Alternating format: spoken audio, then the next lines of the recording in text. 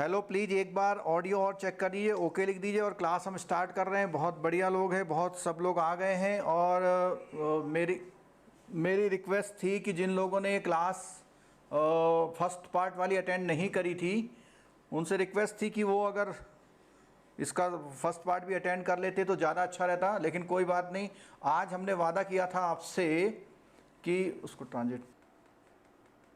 चलिए, तो सबसे पहली बात हमने बताया था कि role and function of capital market. अब कैपिटल मार्केट हमने लास्ट क्लास में कंप्लीट कवर कर दिया था कि व्हाट इज कैपिटल मार्केट। उसके साथ बोलता है security and exchange board of India यानी सेबी की बात करता।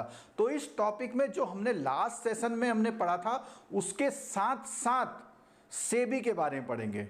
ठीक है, चलिए।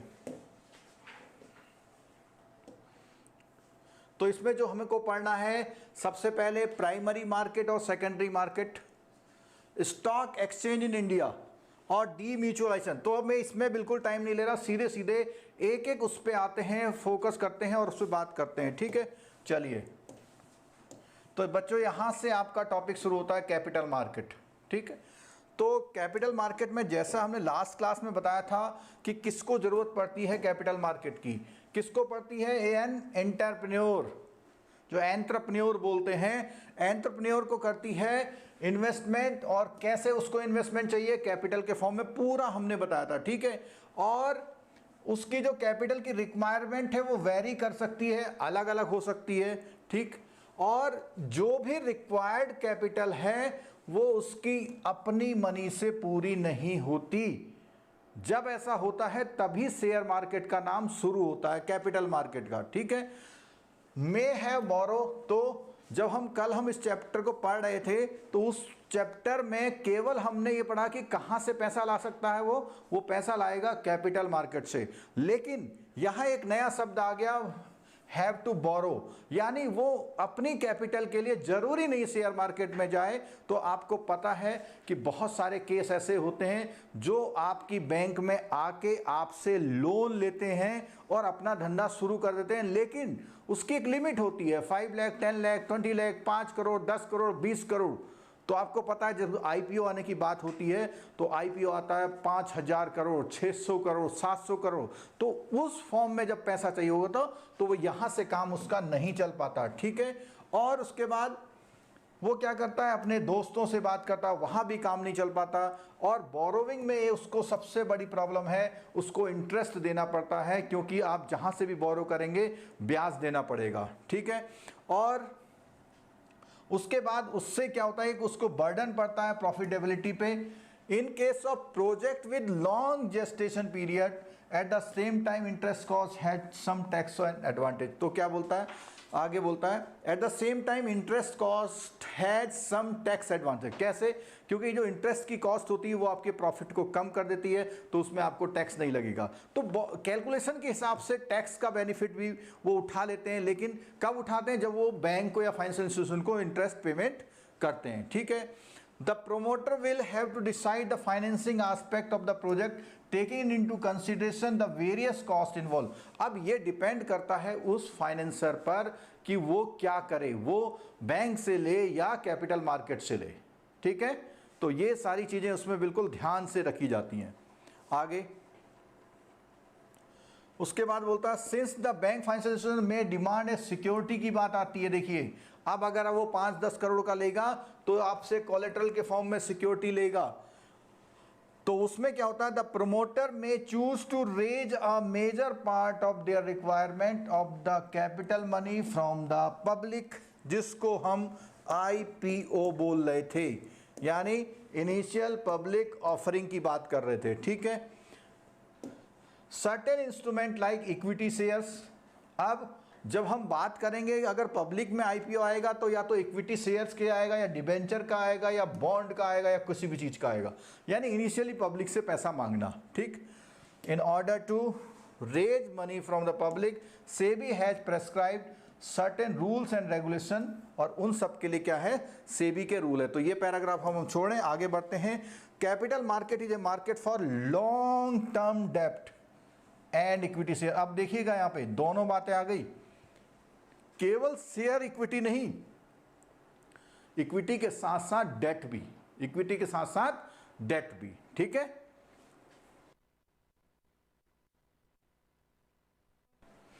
In this market capital fund comprises both equity, ये बार बार एक बात आ रही है, ये ध्यान रखिएगा कि कैपिटल के फॉर्म में केवल शेयर नहीं, डेट भी, डिबेंचर भी, इक्विटी एंड डिबेंचर। डिबेंचर में क्या होगा, उसमें क्या होता है, आपकी प्रॉपर्टी पे वो एक तरह से लियन लग जाता है जो कंपनी होती है उसमें, ठीक है।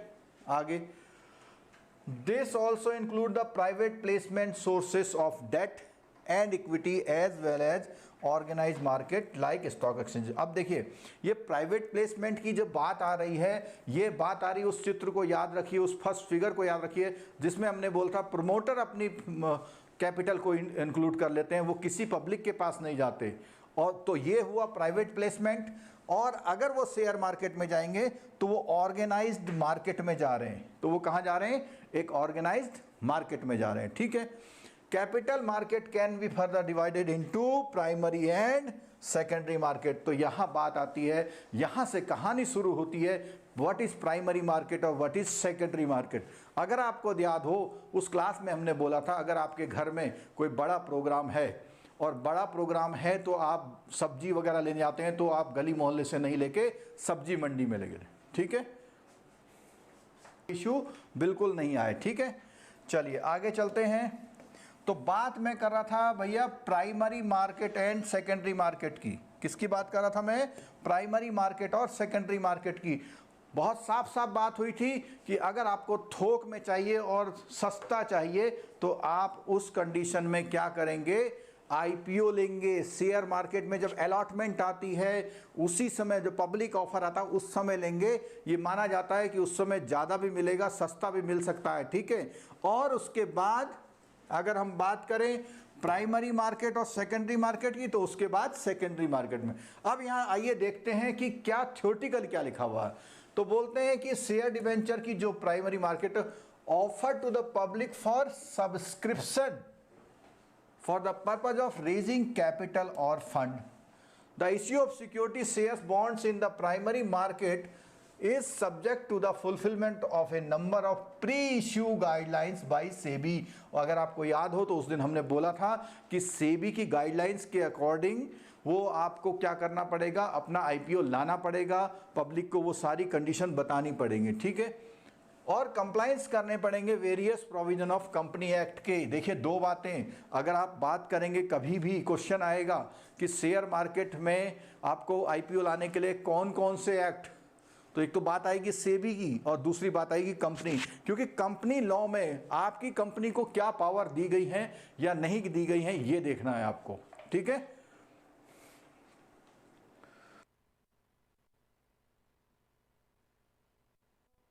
और अगर हम बात करें सेकेंडरी मार्केट की, तो सेकेंडरी मार्केट में बोलता है refers to the market where securities are traded after being initially offered to the public in the primary and listed to the stock. अब देखो ये बात भी हमने उस दिन बताई थी, स्टॉक एक्सचेंज में लिस्टेड होने के बाद ही सेकेंडरी मार्केट का रोल होता है।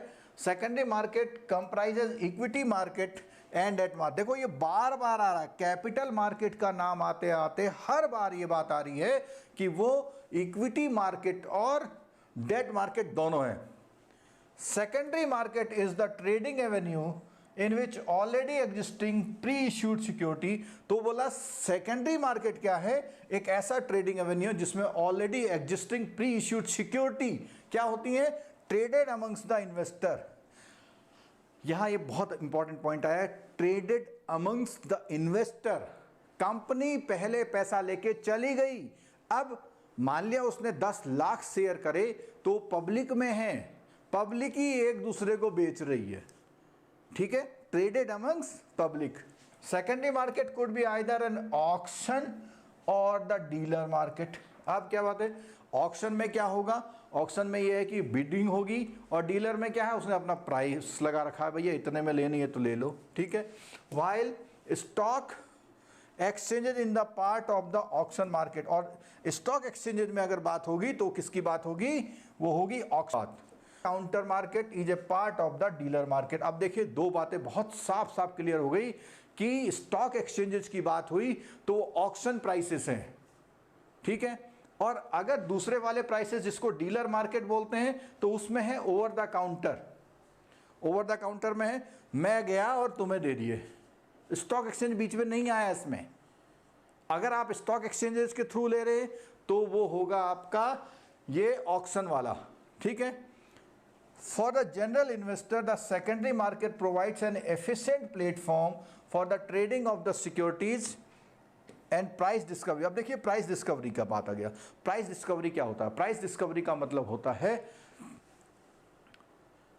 प्राइस डिस्कवरी का मतलब होता है कि उसकी प्राइस तय होना, नई नई प्राइसें आना।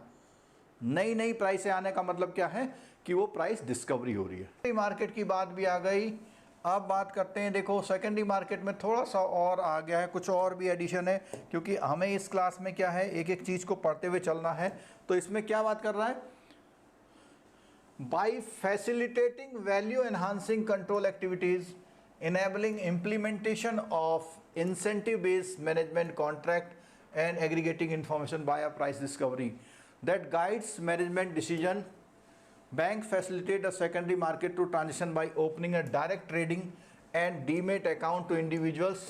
तो यहाँ ये थोड़ा सा ये बता रहा है कि ये जो बैंक है वो आपको फैसिलिटेट करते हैं इस मामले में कि जिससे आप जो है जो कंपनियां हैं वो कंपनी क्या है शेयर मार्केट में अपना रोल प्ले कर पाएँ, ठीक है।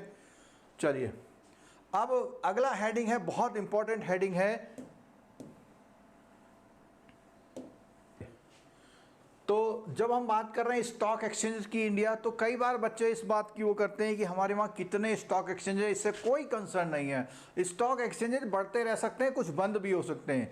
22-23 स्टॉक एक्सचेंजेस ऐसा माना जाता है, और अगर बात करें तो लगभग हर स्टेट में एक है, बहुत बड़े स्टेट में 2-3 है और छोटे स्टेट में एक भी नहीं है। जैसे हम उत्तराखंड की बात करें, नॉर्थ ईस्ट की बात करें, वहाँ एक भी स्टॉक एक्सचेंज नहीं है। लेकिन हम दिल्ली मुंबई की बात कर रहे हैं तो 2-3 निकल आते हैं, ठीक है। तो इसमें अगर हम बात करें स्टॉक एक्सचेंज में तो खास खास जो नाम इसमें आते हैं, देखिए वो आता है, यहाँ बोलता है टू ब्रॉड ग्रुप, उसमें बोलता है 19 तो एक कंपनी की तरह खुले हुए हैं, यानी ये स्टॉक एक्सचेंज है कंपनियों की तरह खुले हुए हैं, कंपनियों की तरह काम करते हैं, और या तो वो लिमिटेड गारंटी वाले हैं या वो शेयर्स वाले हैं। और 3 स्टॉक एक्सचेंजेस जो बोला है उसने, एसोसिएशन ऑफ पर्सन, जिसको हम AOP भी बोलते हैं, एसोसिएशन ऑफ पर्सन्स, ठीक है।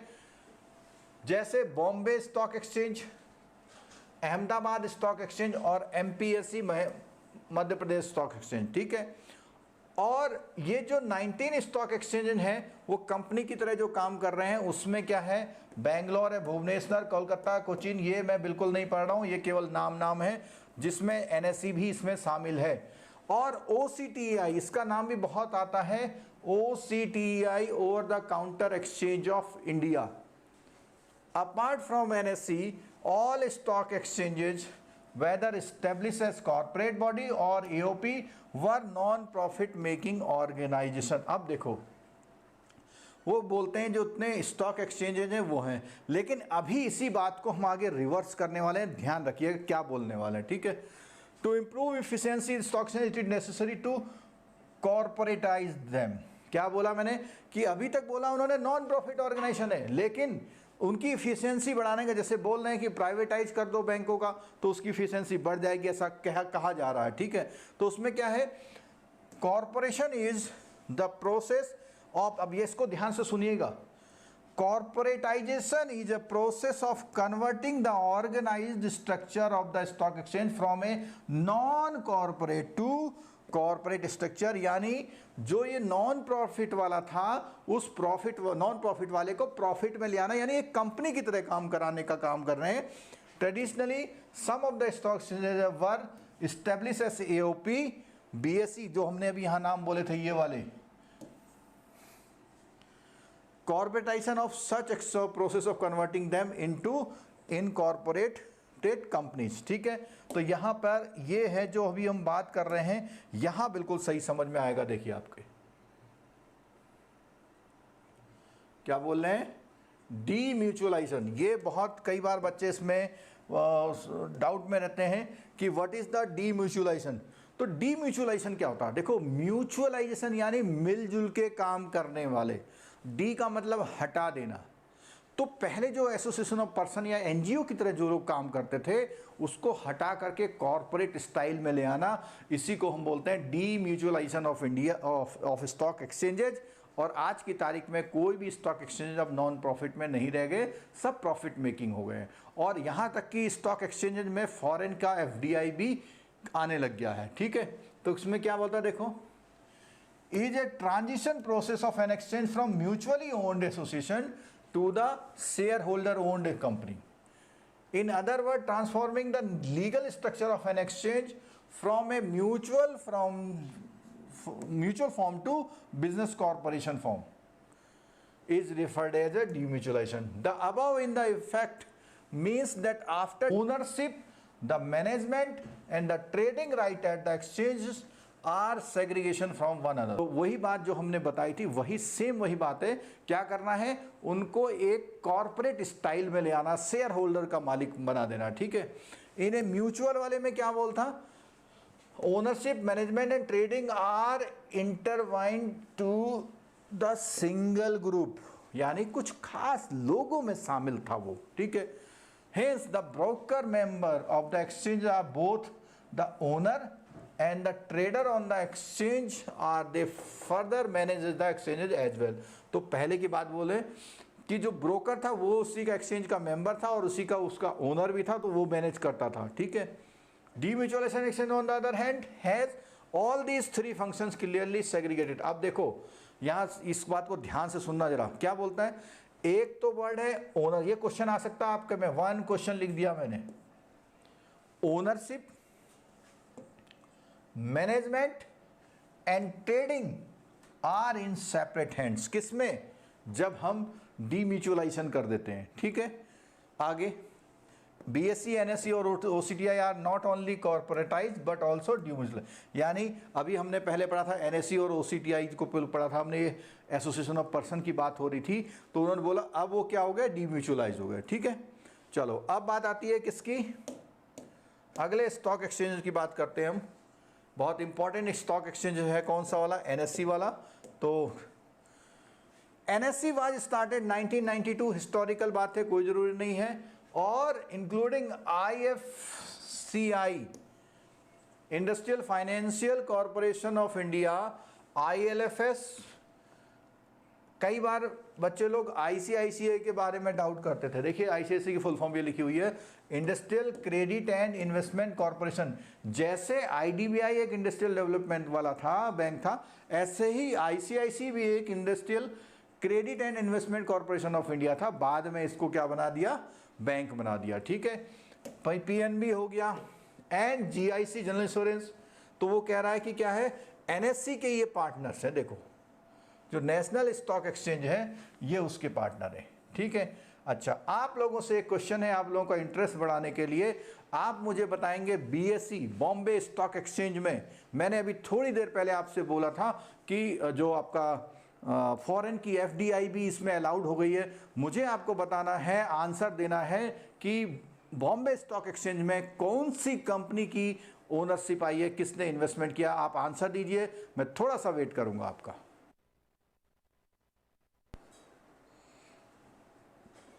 चलो जी, एक आंसर आया, बिल्कुल एक्यूरेट आंसर आया है, और वो आंसर है संजय देवघरे जी का, S&P ओनरशिप। बिल्कुल ठीक है, स्टैंडर्ड एंड पुअर। कभी आप बीएससी की, अभी भी आप देख लीजिए, बीएससी की वेबसाइट खोल के देखेंगे तो उसमें बीएससी S&P लिखा आएगा, ये प्रूफ है इस बात का कि एफडीआई अलाउड है। अब ये जो मैं मिसलिनियस आपसे चर्चा करता हूं, जब आप पेपर देने जाते हैं, एग्जाम देने जाते हैं, वहां पर ऐसे ऐसे पॉइंट्स कभी कभी मिलते हैं जो आपको बुक में कहीं नहीं होते हैं और एग्जाम पॉइंट ऑफ व्यू से इंपॉर्टेंट होते हैं। तो ये बहुत सही आंसर दिया है, कई लोगों ने अब आंसर दे दिया है। अंकुर शुक्ला जी ने दिया हुआ है S&M, ऐसा ही कुछ नाम, बिल्कुल ठीक है, ऐसा ही कुछ नाम है, स्टैंडर्ड एंड पुअर। चलिए आगे चलते हैं दोस्तों। तो foreign institutional investor can now invest, अब देखो वो बात टेक्निकली अब यहाँ पे फैक्ट में आ रही है, क्या मैं बात तो कर रहा था, लेकिन ये देखिए 49%।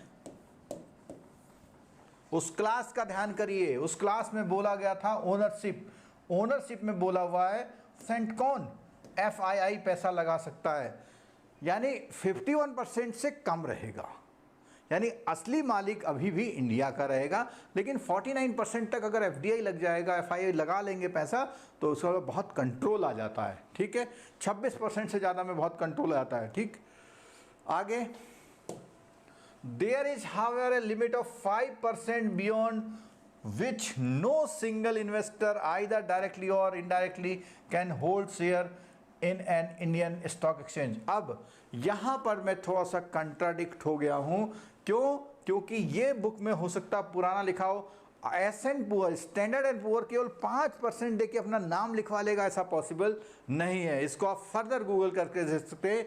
मुझे लगता है कि ये जो परसेंटेज है हो सकता है ये बढ़ा दी गई होगी, क्योंकि स्टैंडर्ड और पुअर का नाम लगाया होगा। ठीक है, चलिए, NSE already has an enabling provision allowing a foreign institutional investor up to, ये देखिए आ गया, NSE already has an enabling provision allowing a foreign institutional investment up to 26% and a direct investment FDI limit 23%। अब देखिए, ये जो 49% है, इस 49% के दो टुकड़े, कभी आपको समय मिले तो मेरा एक वीडियो देखना, FII एंड FDI में डिफरेंस क्या है।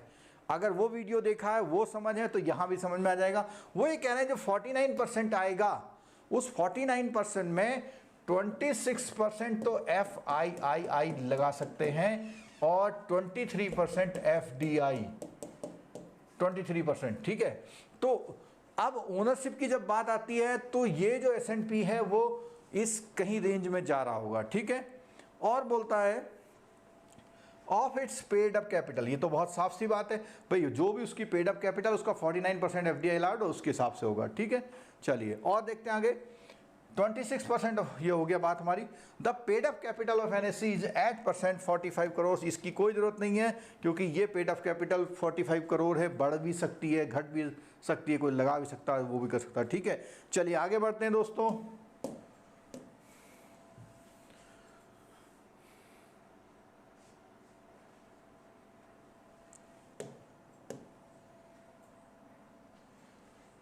अगर सेशन में अच्छा लग रहा हो, सिवाय एक गलती के जो लेट हो गए हम, लेट टेक्निकल उससे जो लेट हो गए, उसके अलावा सेशन अच्छा लग रहा हो तो बने रहना, आज हम इस चैप्टर को ख़त्म करके जाएंगे। ठीक है, चलिए गुड। तो अब बात आती है स्टॉक ब्रोकर कौन होता है। देखो भाई, अब वो पॉइंट्स आने लग गए कि कौन वो लोग हैं जो हमारा पूरा सिस्टम चला रहे हैं शेयर मार्केट का। तो उसने बोला इज ए मेंबर होता है रिकॉग्नाइज्ड स्टॉक एक्सचेंज का, who is permitted to do trading on screen based trading system of different stock exchanges। अब बात आती है स्क्रीन बेस्ड क्या होता है, कि वहाँ पर आपने जब भी टीवी में कहीं न्यूज़ में दिखाते हैं शेयर मार्केट, तो एक बंदे के आगे 5-6 स्क्रीन लगी होती है और एक फ़ोन यहाँ पे होता है, एक फ़ोन यहाँ पे होता है, और पेन से ऐसे ऐसे कर रहे होते हैं, होता है कीबोर्ड, ऐसे ऐसे काम करते हैं। ठीक है, अगर ऐसा काम कर रहे हैं तो इसका मतलब क्या है, he is enrolled as a member of concerned exchange and registered of SEBI। ठीक है, सब ब्रोकर, अब देखो अब आगे ये है ब्रोकर, ये है सब broker, is affiliated to a member of. अब देखो, यानी कि ब्रोकर और उसके नीचे सब ब्रोकर, तो ये बात समझ में आ गई। Is a person who is registered with SEBI, और ये जो दोनों लोग होते हैं वो दोनों ही लोग सेबी से रजिस्टर्ड होते हैं। चले इस बीच में देख लेता हूं आप लोग क्या वार्तालाप कर रहे हैं। चैटिंग में कोई जवाब नहीं है, कोई बात नहीं, गुड। चलिए आगे बढ़ते हैं बच्चों। अब आगे हम आते हैं,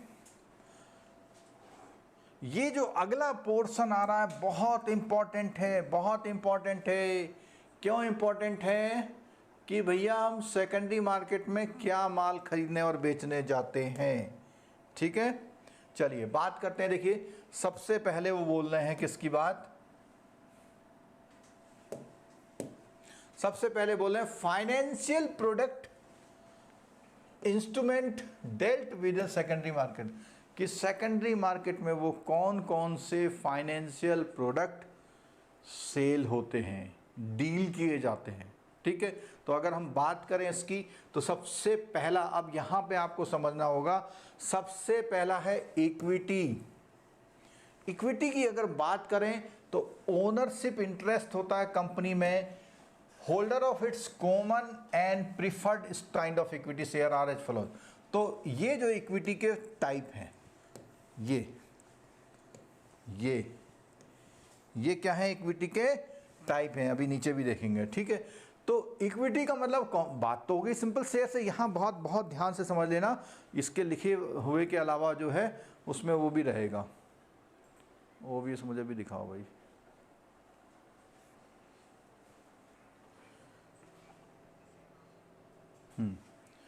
चलिए, तो ये जो इक्विटी है, इक्विटी के टाइप में सबसे पहला आता है इक्विटी शेयर्स।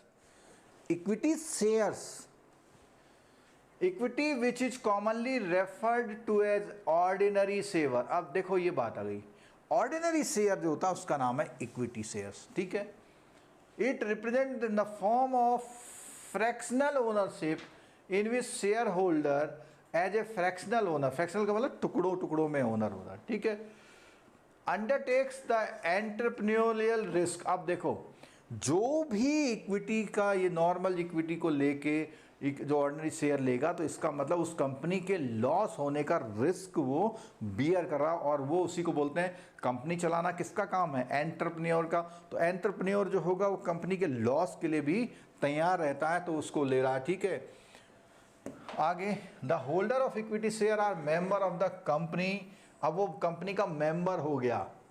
ठीक है, एंड हैव वोटिंग राइट्स। ये बहुत इंपॉर्टेंट पॉइंट आया इक्विटी शेयर के लिए। अ कंपनी में issue such share with differential rights for voting, payment of dividend etcetera. अब जो इक्विटी शेयर इश्यू होते हैं उसमें डिफरेंट राइट ऑफ वोटिंग और डिविडेंड के हिसाब से वो शेयर इश्यू हो सकते हैं। ठीक है, दूसरा आता है राइट इश्यू या राइट्स शेयर। देखो इसको मैं बहुत अच्छी तरह समझाता हूं, आप इन दोनों को एक साथ समझना है आपने। क्या क्या, बोनस शेयर और राइट इश्यू को एक साथ समझना। देखो ये दोनों में एक बात बताऊंगा मैं, एग्जिस्टिंग वाला है। देखो बोलता है एग्जिस्टिंग जो शेयर होल्डर है, बोलता है जो their share holder free, their holder, यानी ये दोनों चीजें, राइट इश्यू और बोनस शेयर जो होता है, दोनों उनको इश्यू होगा जो कंपनी के पहले से शेयर लिए हुए होगा। ठीक है, और ये कह रहा ना, एट अ रेशियो टू दो शेयर्स ऑलरेडी हेल्ड। ठीक है, अच्छा अब देखो बोनस शेयर में क्या है, the share of free of cost. देखो यहां पे क्या आ गया, फ्री ऑफ कॉस्ट, और यहां पे क्या होगा, पेड, यानी कॉस्ट देनी पड़ेगी। किसमें, इसमें आपको कॉस्ट देनी पड़ेगी, और ये जो होता है फ्री ऑफ कॉस्ट। अब बोनस, आपके पास 500 शेयर है तो कंपनी ने अनाउंसमेंट किया कि हम 500:1, यानी 500 शेयर वाले को एक एक शेयर बोनस में दे रहे हैं, पैसे नहीं देने हैं आपने। लेकिन राइट इशू की बात होगी तो शेयर तो देने को तैयार हैं, लेकिन आपको पैसे देने पड़ेंगे। ठीक है, चलो आगे। और बाकी जो है, जो बोनस शेयर कैसे इशू करती है, ये कहता है कि by capitalization of accumulated reserves from the profit earn in the earlier years out of the. तो ये बोनस शेयर कब खुश होती है, जब कंपनी कई सालों से बहुत अच्छा फायदा कमा रही है, उस फायदे को वो बांट करके आपको खुश करती है। ठीक है, चलो आगे।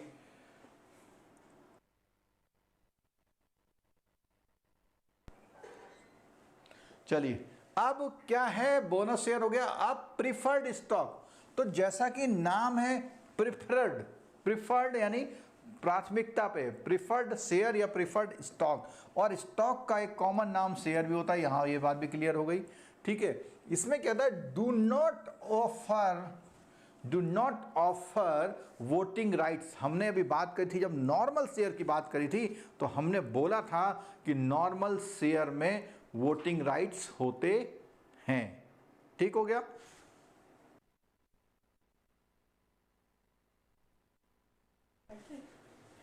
हाँ, तो प्रिफर्ड स्टॉक समझ में आ गया।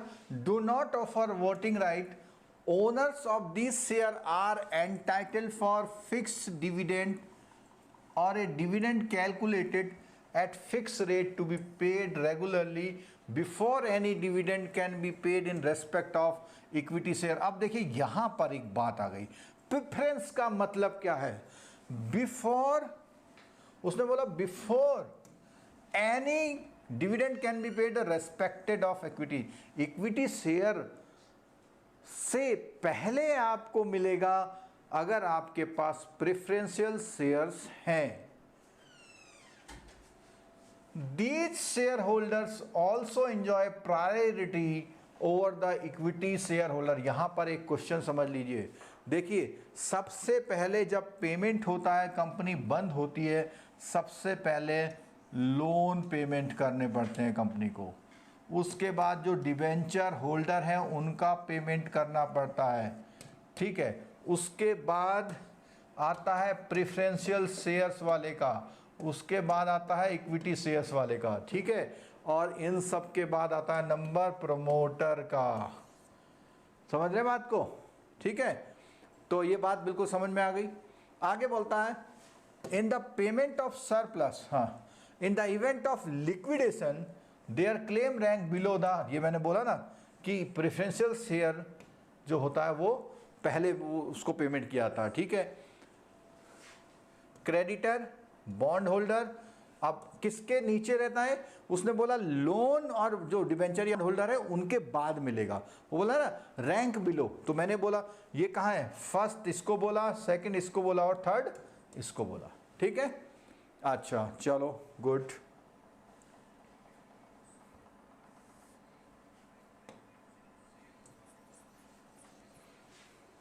चलिए अब अगला वाला कौन सा है देखते हैं।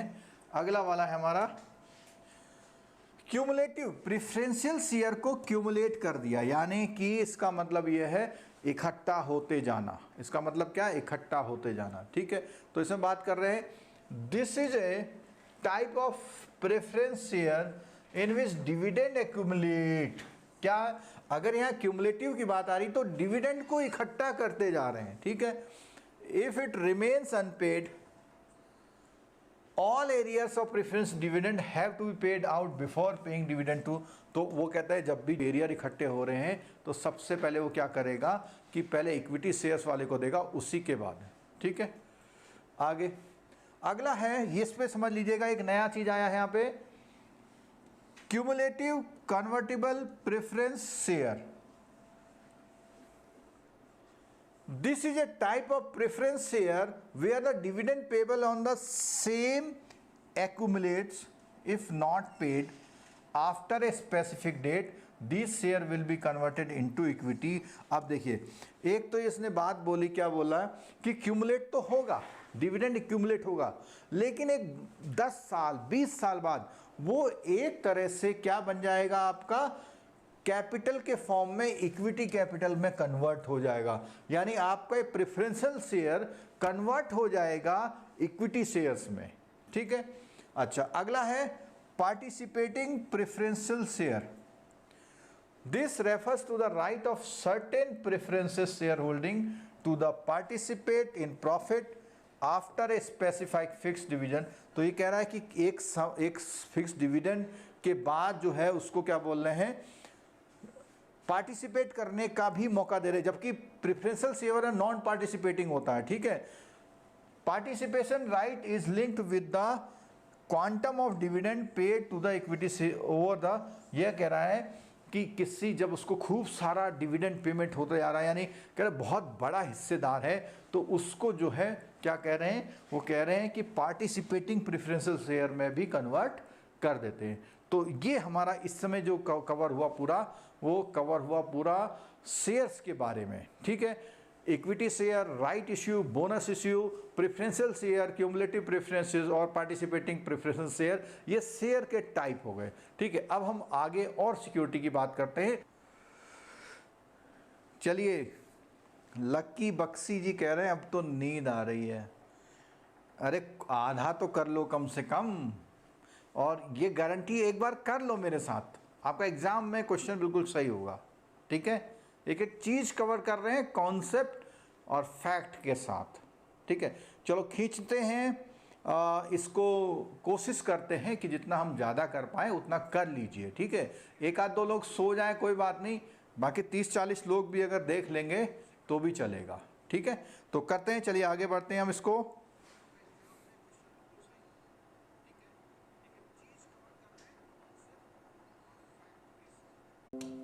एक क्या है, इक्विटी शेयर है।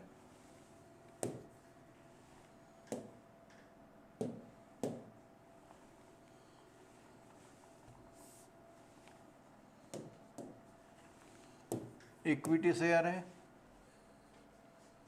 ठीक है, दूसरा राइट इशू है, तीसरा है बोनस इशू या बोनस शेयर, फिर है प्रेफरेंशियल शेयर, फिर है क्यूमुलेटिव प्रेफरेंशियल शेयर, और उसके बाद है पार्टिसिपेटिंग प्रेफरेंशियल शेयर।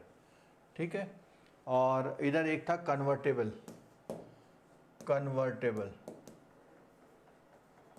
तो इतने थे।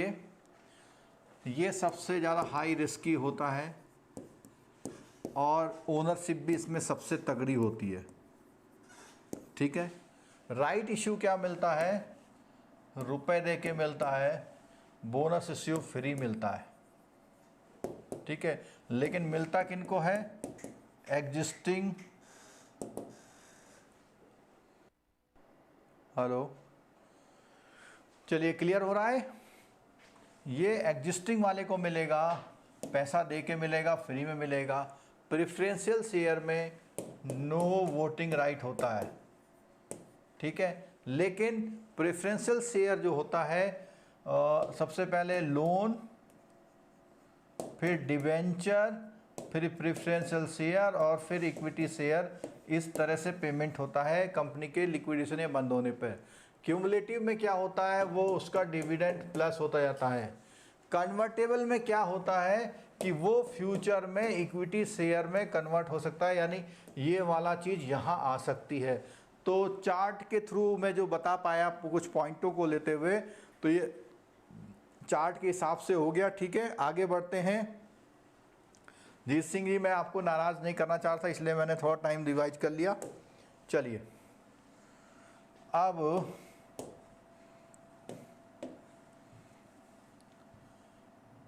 आइए यहाँ पर सिक्योरिटी रिसीट पे।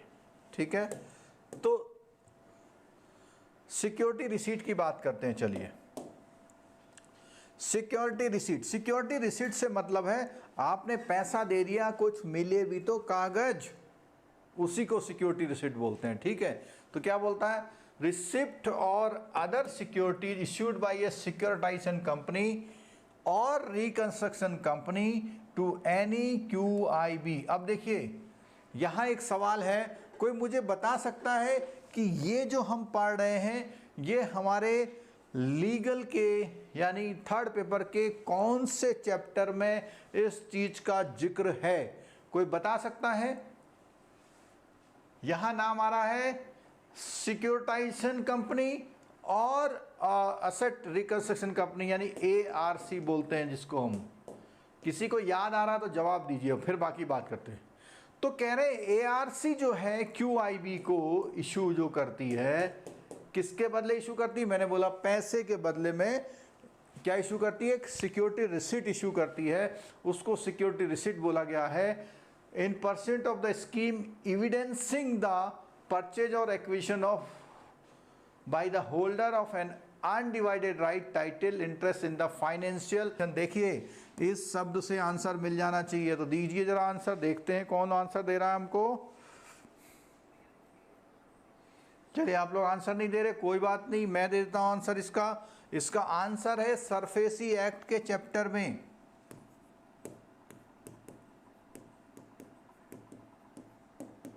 सरफेसी एक्ट के चैप्टर में इस चैप्टर का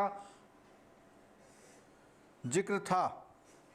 बिल्कुल आंसर आने लग गए, good good. SARFAESI act, Mukul Sinha ji बहुत बढ़िया आंसर। चलिए बहुत बढ़िया। कुछ दो मेरे ख्याल से आपको आवाज़ देर पहुंच रही होगी इसलिए लेट हुआ, कोई बात नहीं, बहुत बढ़िया। चलिए अब बात करते हैं गवर्नमेंट सिक्योरिटीज़ क्या होती हैं ये।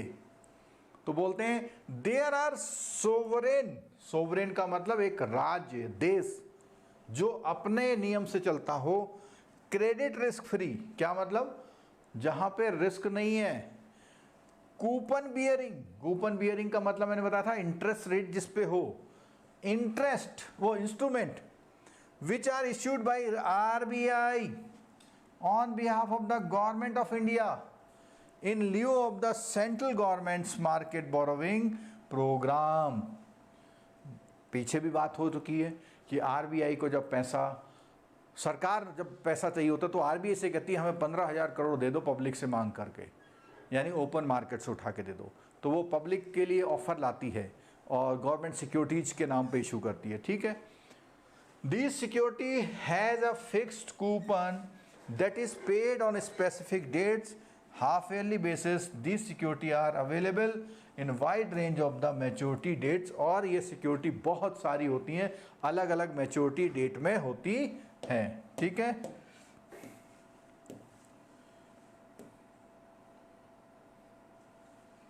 और एक परिधि जैन जी ने मेरे से आज सुबह एक सवाल पूछा था कि गवर्नमेंट सिक्योरिटी कितने समय के लिए होती हैं, तो उसका आंसर, अगर वो वीडियो देख रही हैं तो उसका आंसर है लेस देन 1 ईयर, यानी 1-2 डे, जो भी 91 डेज, ये सब गवर्नमेंट सिक्योरिटी में आएगा। बोलता है long dated up to 30 year भी होती हैं। The government issue zero coupon bond security too, यानी गवर्नमेंट ऐसी सिक्योरिटी भी इशू करती है इसमें रेट ऑफ इंटरेस्ट का जिक्र नहीं होता है, यानी डिस्काउंटेड प्राइस पे होती है, ठीक है। क्लियर हो गया। अच्छा अब देखो बहुत बढ़िया चीज़ आ गई। आज आपका एक और कॉन्सेप्ट क्लियर होने वाला है, डिवेंचर और बॉन्ड में क्या फ़र्क होता है, ठीक है। तो अगली सिक्योरिटी आई हमारी डिवेंचर। वो कहता है debenture are bonds issued by company bearing fixed rate of interest usually payable half yearly on a specific date of principal amount repayable on a particular date. Redemption of the debenture are normally secured charge against the asset of the company in favor of the debenture. अब देखो सबसे बड़ी बात debenture, उसने बोला issued by a company, कौन issue कर रहा है, डिबेंचर इशू कर रहा है, कंपनी इशू कर रही है। लेकिन और बोल रही साथ में कैसा है, ये सिक्योर्ड है। क्यों सिक्योर्ड है, क्योंकि उसने कंपनी के एसेट को चार्ज कर रखा है। कंपनी बिकेगी, कंपनी का एसेट बिकेगा तो डिबेंचर वाले को पैसा मिलेगा पहले। यहीं पे बॉन्ड में क्या है, a bond is negotiable certificate evidencing indebtedness, ये एक तरह का कर्जा है। It is normally unsecured. देखिए थोड़ा रिपीट हो गई थी, तो जो आवाज़ रिपीट हुई थी उसको फिर से सुन लीजिए कि बोल रहे हैं कि जो बॉन्ड है वो नेगोशिएबल सर्टिफिकेट है, एक कर्जे का प्रूफ है, वो कर्जे का एक प्रूफ है, ठीक है। और ये कंपनी म्यूनिसिपैलिटी और गवर्नमेंट एजेंसी करती है, और एक तरह से जो भी वो लेता है वो कहता है हमने लोन की तरह लिया और हम ऐसे ऐसे आपको वापस करेंगे, और ये अनसिक्योर्ड होता है, वो सिक्योर्ड होता है। ये बिल्कुल सही हो गया। अब बॉन्ड के वेरियस प्रकार हैं, कौन कौन से तरह के बॉन्ड होते हैं, आइए उनको सीखते हैं।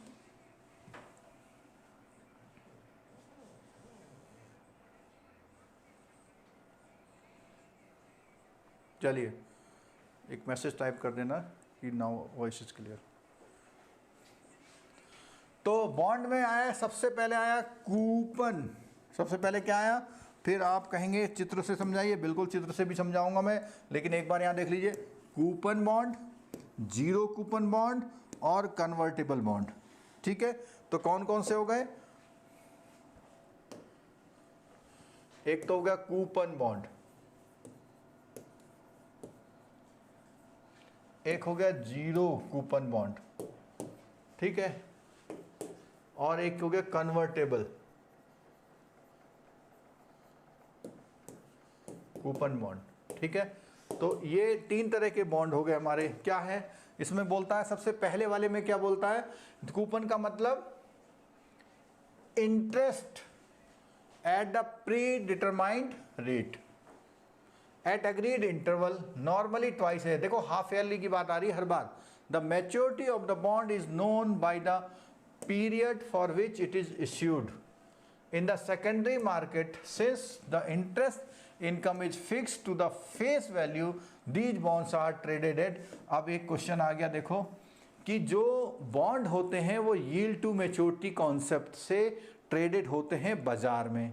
जीरो कूपन की बात आएगी जहां बोला हुआ है रिपेड एट ए फेस वैल्यू। अब देखिए इसको मैं एग्जांपल के तौर में समझाऊंगा आपको, और वो एग्जांपल ऐसा होगा, अगर कूपन बॉन्ड है तो ऐसे होगा, देखो उसमें लिखा होगा फेस वैल्यू, क्या लिखा होगा, फेस वैल्यू 20,000 और लिखा होगा 6% पर एनम। तो आपको क्या होगा, साल में दो बार 6% के हिसाब से पैसा मिलता जाएगा। ये है कूपन बॉन्ड, ठीक है। जीरो कूपन बॉन्ड क्या होगा, उसमें फेस वैल्यू लिखी हुई है 20,000, ठीक है।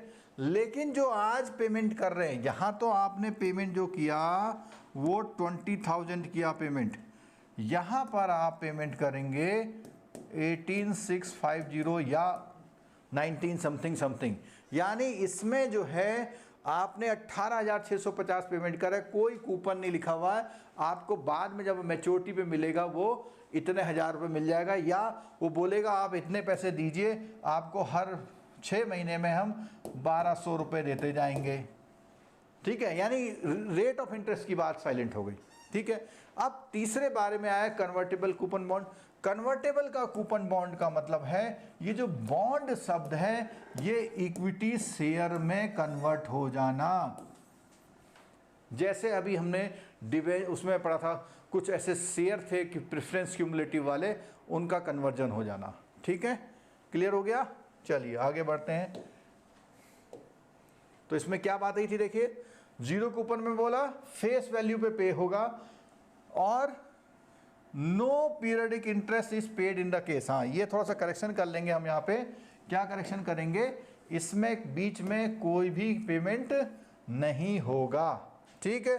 चलो आगे, the difference between issue price and the redemption price represent the return of the holder. तो ये मैंने यहाँ पे बताया था, इसमें ये तो इशू प्राइस है, ये कौन सा प्राइस है, इशू प्राइस है, और ये रिडेम्पशन प्राइस है। इसके बीच का जो गैप है, इसके जो बीच का जो गैप है वो गैप हमारा प्रॉफिट या इंटरेस्ट हमारा इनकम हो गया, ठीक है। चलिए और बात करते हैं अब, और इसमें आता है कन्वर्टेबल में मैंने बोला a bond giving the investor the option to convert the bond into equity at a fix conversion price is refer to a convertible bonds, ठीक है। क्लियर हो गया। चलिए एक चीज और कवर करने की कोशिश करते हैं। चलिए आज की क्लास का लास्ट पैरा कवर कर रहे हैं क्योंकि सबको नींद आ रही है। तो बात करते हैं कॉमर्शियल पेपर की।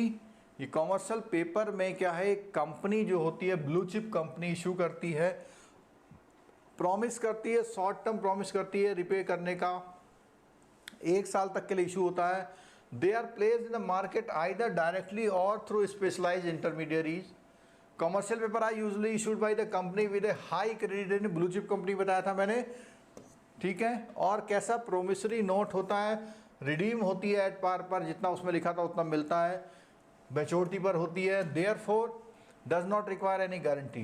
Commercial paper are money market instrument issued normally for tenor of 90 day लिखा हुआ, लेकिन इसमें 7 डे टू 1 ईयर होता है, ठीक है। अगली बात है ट्रेजरी बिल्स। ये दोनों ट्रेजरी बिल्स हम उस चैप्टर में पूरा कर चुके हैं। These are short term bearer discount security issued by the government और एज ए ये, ठीक है। चलो अब है regulatory requirement specified by SEBI for corporate debt security, ठीक है। इसको हम कल कवर करेंगे क्योंकि हम आधा घंटा जो लेट हो गए थे उसकी वजह से आज ये टॉपिक पूरा नहीं कर पा रहे हैं और आप लोगों को नींद भी आने लग गई बहुत। कल सुबह 10 बजे सेकंड पेपर की क्लास है, तो आप लोग जो है कल सुबह 10 बजे सेकंड पेपर की क्लास में आइएगा और कल जो है इस टॉपिक को भी पूरा करेंगे। उसका टाइम आपको बता दिया जाएगा, लिंक में आपको टाइम मिल जाएगा, ठीक है। Thank you so much.